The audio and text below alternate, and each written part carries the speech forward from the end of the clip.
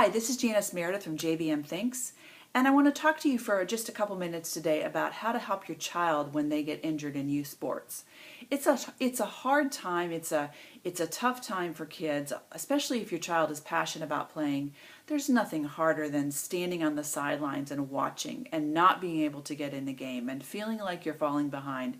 And so I just want to encourage you to help your child out during this time, and there are some things that they can learn specifically during this time, and so I want to tell you 3 things that are really important to stress during an injury timeout that your child has. Number 1, tell them how important it is to be a fan, to keep being a fan, even if they can't play, to be on that sideline, to be on that bench, to encourage their teammates, to cheer for their teammates. As hard as that is, it is such a good lesson for your child to learn to be a team player, to understand a little bit of feeling of humility, of not always getting to be there, out there and playing, but yet being able to support the team. So encourage them to be a fan, not to just decide they're not going to show up because they're injured, but be a fan and to support the team even when they can't play.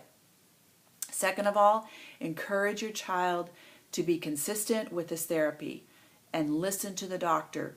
Do not ignore the doctor's recommendations. It's hard because your child's going to get to the point when they feel like, I'm okay, I feel fine, I can go back and play, but the doctor hasn't cleared them yet. Don't disobey the doctor. It's not worth it. The doctor will tell you when it's ready, when it's time. And I just remember so many times my kids were like, they had a tweaked ankle or whatever, and they were dying to get back. And, the day would come. Okay, doctor, clear you? Nope.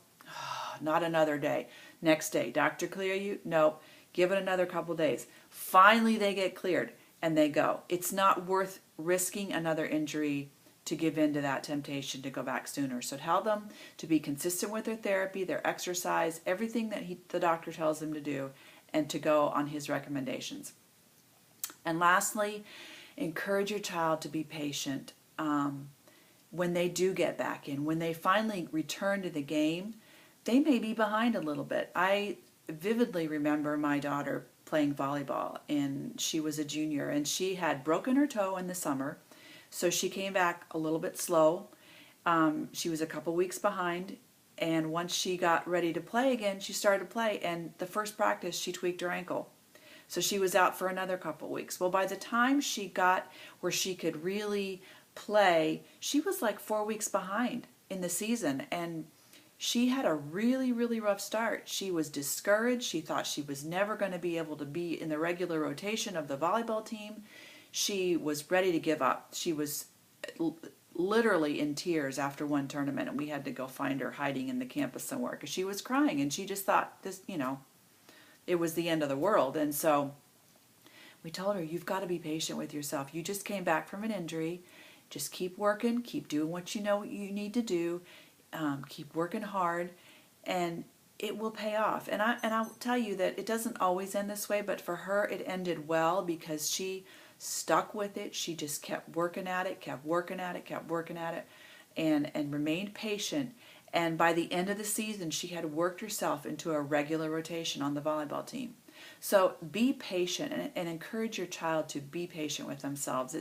You can't come back like that often. It just doesn't always work that way. So encourage patience. So, the most important thing is that your kids recover and they play safely. So just encourage them during these times. Hard times, I know. Well, be part of the Positive Sports Parenting Tribe, and we'll talk to you again soon. Bye.